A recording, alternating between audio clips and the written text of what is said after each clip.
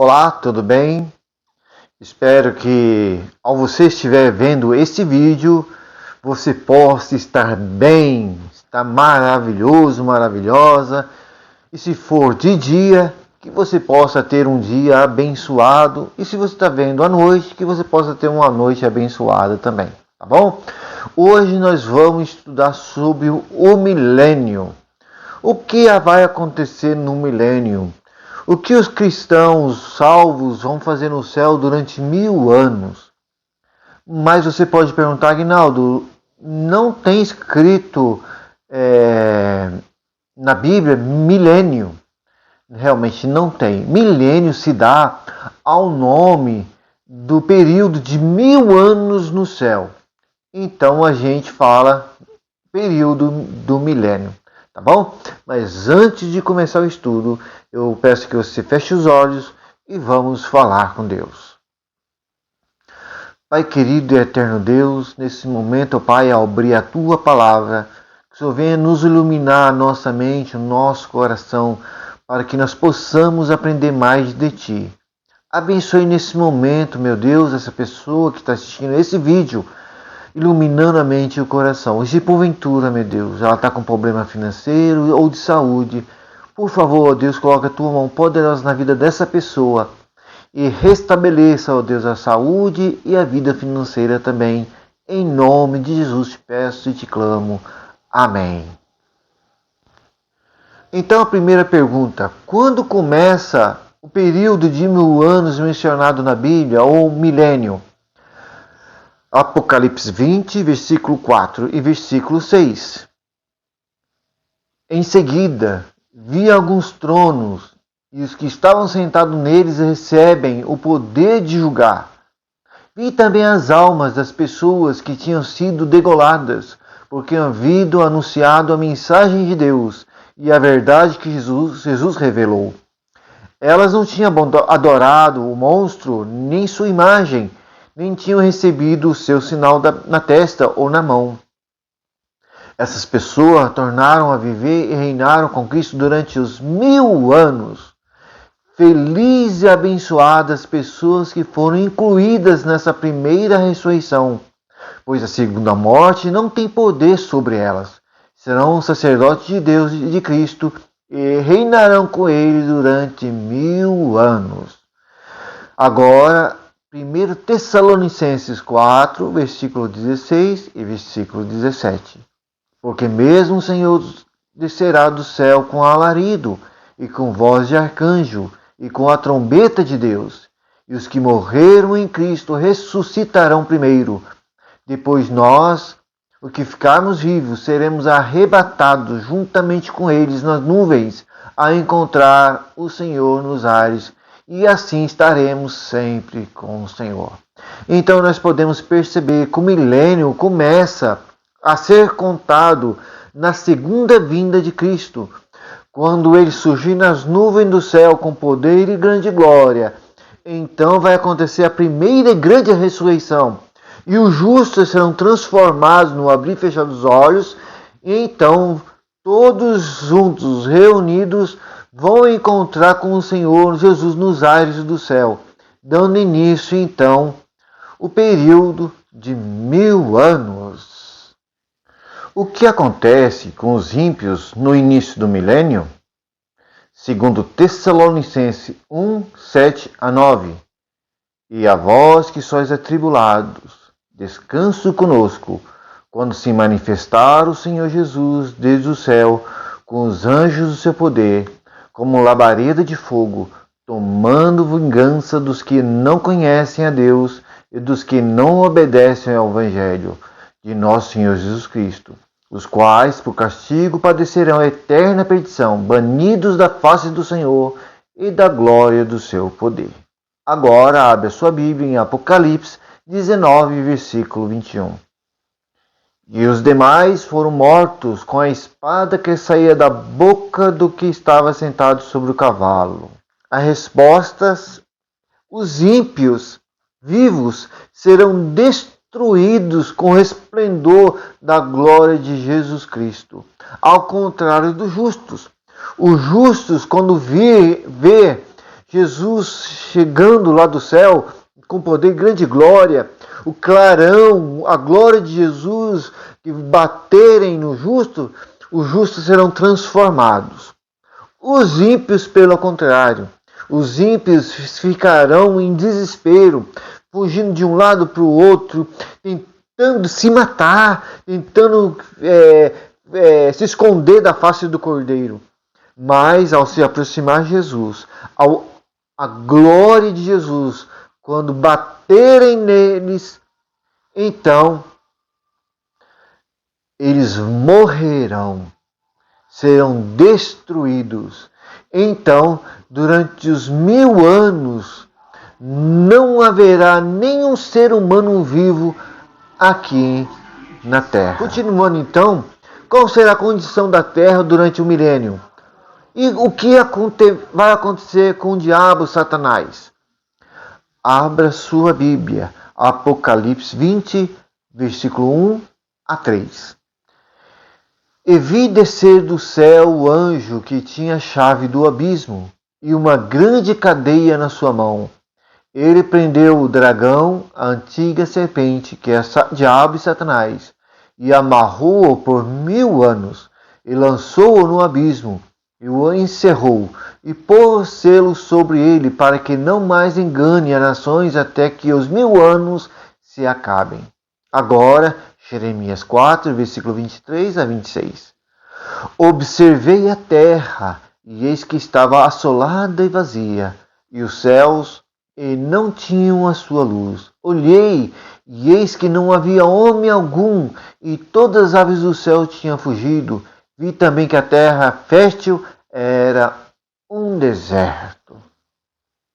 Então, a terra vai ficar totalmente desolada, escura, sem habitantes, sem ser humano. Vai ser totalmente um abismo. E Satanás será preso, simbolicamente, tá bom, pessoal? Satanás não vai ter uma prisão segurando na mão dele, uma cadeia, isso é simbólico, tá bom? Por que é simbólico? Vamos analisar. O trabalho de Satanás é de persuadir as pessoas, enganar, mentir, destruir, induzir as pessoas para o mal. E como nós estudamos, nós vimos anteriormente os textos bíblicos, os ímpios vivos vão morrer. Os ímpios mortos não vão ressuscitar, vão permanecer mortos. Então, a terra vai ficar vazia de seres humanos. Não vai existir seres humanos. Então, pensando nisso, Satanás não vai ter ninguém para induzir, para mentir, para maltratar, para matar, entendeu? Então não vai ter ninguém para Satanás tentar. Então, Satanás, ele vai estar preso pelas circunstâncias. Ele não vai ter ninguém para atentar, para mentir, para maltratar. Então ele vai ficar preso durante 1000 anos. E o que os salvos vão ficar fazendo então no céu durante esses 1000 anos? Vão ficar tocando harpinha? O que será então que eles vão fazer? Abre a sua Bíblia em Apocalipse 20, versículo 4. E vi tronos e assentaram-se sobre eles, e foi-lhes dado o poder de julgar. 1 Coríntios 6, versículo 2 e versículo 3. Não sabeis vós que os santos hão de julgar o mundo? Não sabeis vós que havemos de julgar os próprios anjos? Então, durante os 1000 anos, o salvo vai estar lá no céu participando de um julgamento de comprovação ou apreciação. Ele examinará os registros da história para compreender a justiça de Deus. Por exemplo, você vai estar lá no céu e de repente você vai encontrar com a sua vizinha, o seu vizinho fofoqueiro, De repente você conhece uma pessoa que já matou, roubou, fez outras atrocidades, que aos seus olhos, aquela pessoa não era para estar no céu. Já pensou você olhar essa pessoa lá no céu? Nossa, você vai ficar surpresa. Então, você vai olhar o registro da vida dessa pessoa e você vai perceber que durante o decorrer da vida dela, talvez nos últimos momentos de vida, ela se arrependeu. E ela aceitou Jesus em seu coração. E ela foi mudada, ela foi transformada. Foi um verdadeiro arrependimento. E agora ela está lá no céu. Agora imagine você lá no céu e ver e não ver o seu pastor. O pastor que pregava, o pastor que falava as mil maravilhas lá na frente, convertia muitas pessoas. E para você aquele pastor era fiel, um pastor, sabe, dinâmico. E de repente você não vai ver ele no céu. E você vai questionar. Cadê o fulano de tal? Cadê o meu pastor? Da mesma forma. Aí você vai olhar os registros. E você vai ver que aquele pastor, é um exemplo que eu estou dando, tá bom? Deus ajuda que não aconteça isso.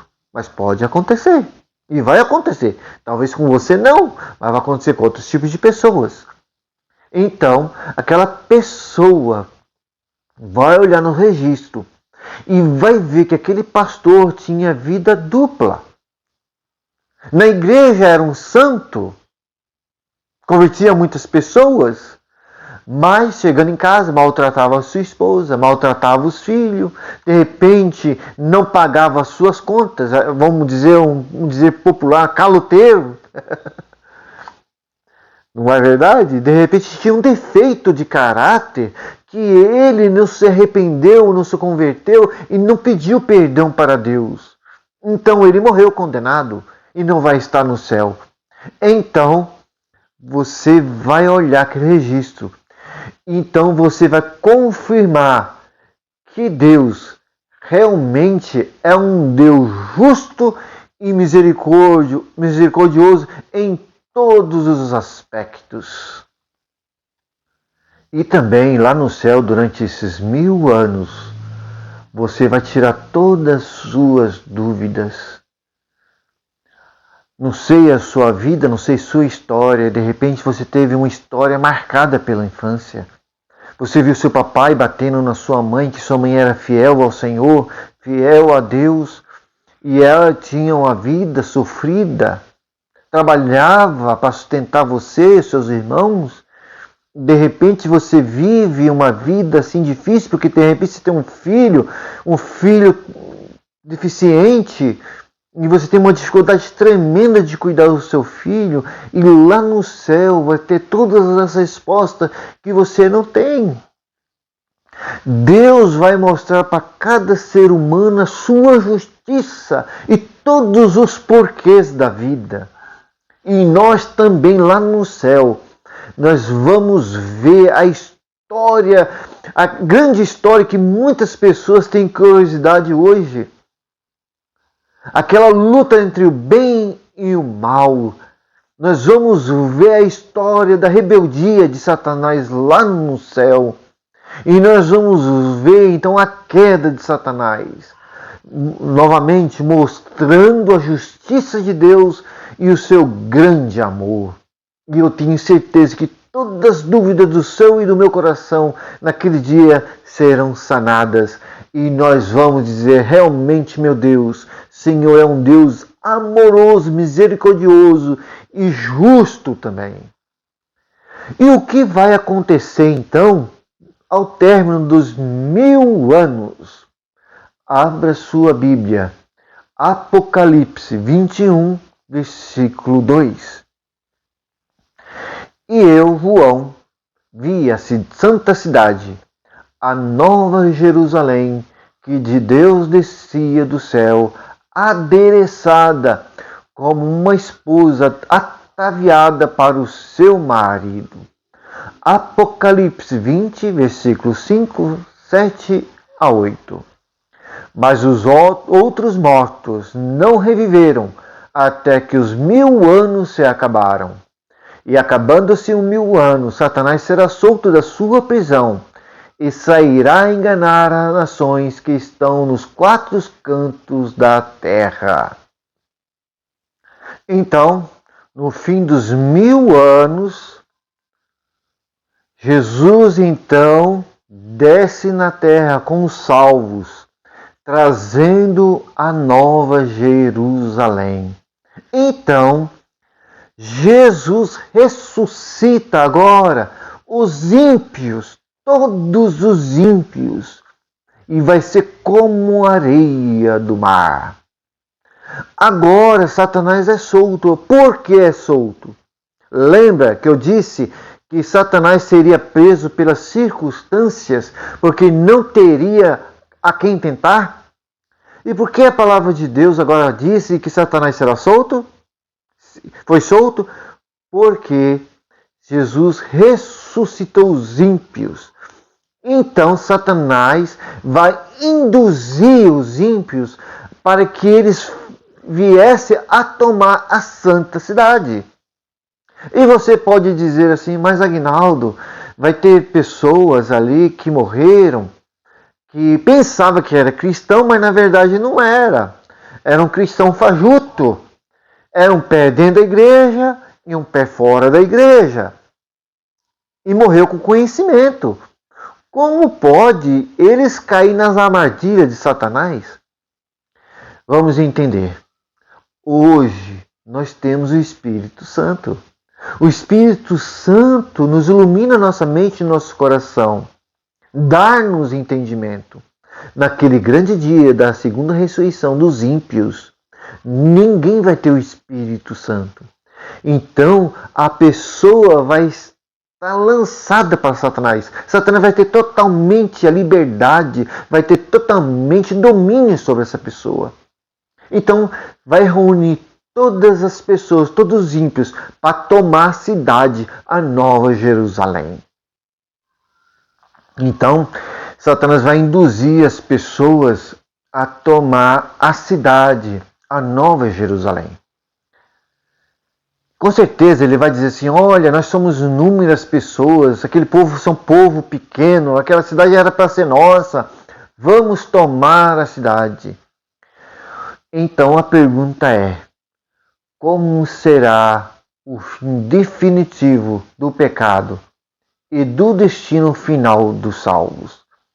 Abra sua Bíblia, Apocalipse 20, versículo 9, 10 e versículo 14. E subiram sobre a largura da terra, e cercaram o arraial dos santos e a cidade amada de Deus. Desceu fogo do céu e os consumiu. E o diabo, quem os enganava, foi lançado no lago de fogo e enxofre. E a morte e o inferno foram lançados no lago de fogo. Esta é a segunda morte. Apocalipse 21, versículo 1, 3 e 4. E viu um novo céu e uma nova terra, e Deus limpará dos seus olhos toda lágrima, e não haverá mais morte, nem pranto, nem clamor, nem dor, porque já as primeiras coisas são passadas. Então, quando Satanás induzia as pessoas a tomar a cidade, e vão cercar a cidade, vai descer então fogo dos céus e vai consumir todos os ímpios, Satanás, os anjos maus, os falsos pastores, os falsos mestres, aqueles cristãos que estavam um pé fora dentro da igreja e aquele cristão dentro da igreja. Oh, meus amados, que dia triste será.